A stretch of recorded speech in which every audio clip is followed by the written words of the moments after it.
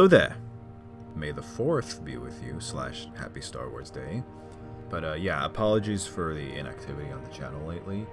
Life's just been busy and I'm still chugging away at a big video that's required a boatload of research. So keep an eye out for that. Also, before we begin, I am primarily delving into legend sources for this video. But without further ado, on with the theory. So as a Star Wars fan and something of a science enthusiast, there's a bit of lore that I've always found absolutely fascinating. See, some of the numerous alien species are actually related to one another. For example, the Duros and the Neimoidians, the Zabrak and the Illumin, the Aqualish and the Harch? How the hell do you spread another 2 pairs of limbs? I mean, I guess I see the facial similarity, but anyway, as I was saying, all those are confirmed to have split off from one another. But here's another point. You see, as it turns out, some of the quote-unquote aliens may not be so alien after all. The Star Wars The Old Republic MMO expanded quite a bit on the ancient aliens of the Star Wars setting, the Rakata, and one of the most interesting bits to me was the introduction of Asha, the Mother Machine. So, in the waning years of the Rakata's infinite empire, as they were mysteriously afflicted with a condition that made them lose their connections to the Force, their scientists tried desperately to find a way to regain their powers, and among their numerous experiments was the creation of said machine on the planet Belsavis. The device performed many feats of biological engineering, but of most interest is the claim of the creation of 3 species, the Twi'lek, Zabrak, and Eshka, and implied for the other playable Z'Tor races. All of that built upon the template of humans, one of the many species enslaved by the Rakata. But that's not the only notable case of bioengineering in Star Wars. Besides that, the Arkanians were notorious for the genetic experimentation, creating the Quaramians from the Sixto, circa 17,000 BBY. But perhaps the most horrifying cases were not from pure science per se, as was with the Arkanians, but rather from more supernatural sources, namely Sith alchemy. The ancient Sith species created a number of abominations, hybridizing and exaggerating desired traits till it suited their purposes. These entities came to be known as Sith spawn. Then there's the propagation of zombie-like entities like Rakghouls and Technobeasts, which I suppose technically are newly created species. However, they did perform at least one non-horrific feat, altering their own genomes to be close enough to produce fertile offspring with the exiled human Dark Jedi who began the Lords of the Sith. Now here's where we get esoteric. The story Supernatural Encounters, which I talk a bunch about on this channel, posits that the races of the galaxy are all descended from 80 quote-unquote firstborn, brought into existence by the primordial beings known as the Celestials, who based their forms upon those of Earth life. If that piques your interest, the full release of that novel is coming soon, and certainly will be covered here. But then, there's just the normal, natural divergence of species via isolation. There are several known cases of this. For example, the Chiss species, made famous by Grand Admiral Thrawn, are heavily implied to have descended from a human colony ship stranded on the planet Xilla some 27,000 years prior to the films. But here's the thing. Thousands of years are nowhere near enough for speciation, the process of splitting into different species, to occur.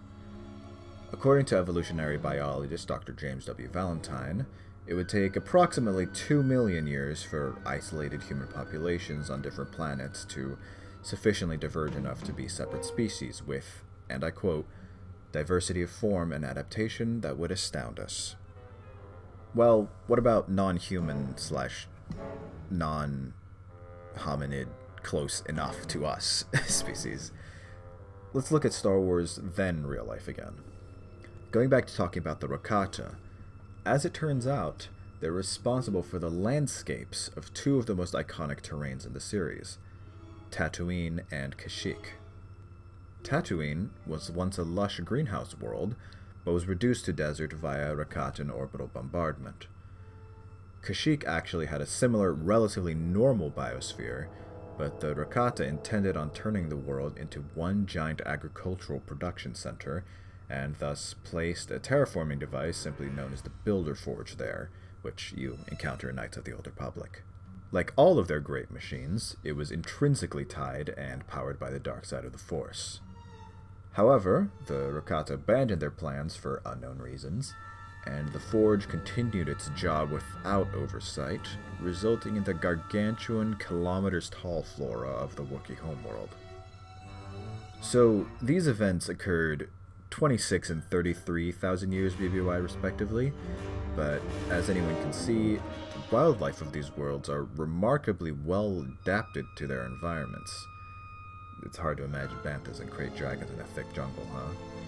Anyway, going back to real life, the same time frame mentioned before of 2 million years is actually the same general estimate for evolution for most vertebrate species as outlined in this paper here.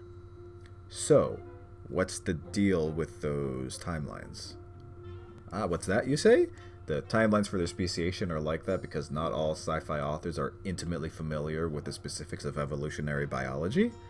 Well, that's absurd, come on. Nah, that's obviously the case, but I enjoy taking these sorts of things and figuring out an in-universe context for them. That's half the fun of fiction for me. Now we get to the theory itself. I've pondered about these concepts for years, but I have to give credit to Reddit user The Master Skywalker here for actually coming up with and putting these ideas together coherently, tied up with a fascinating conclusion. You see, they posit that the Force itself acts as some kind of accelerant. Seeing the previous examples with the direction of Sith alchemists and Rakatan influences, who's to say the will of the Force itself doesn't accelerate the rate of mutation on certain worlds, reducing the time for speciation to occur? This could be a galaxy-wide phenomenon, but it would imply the Force exists only in the Star Wars galaxy, and unless you take Obi-Wan's statement about binds the galaxy together literally, which you shouldn't.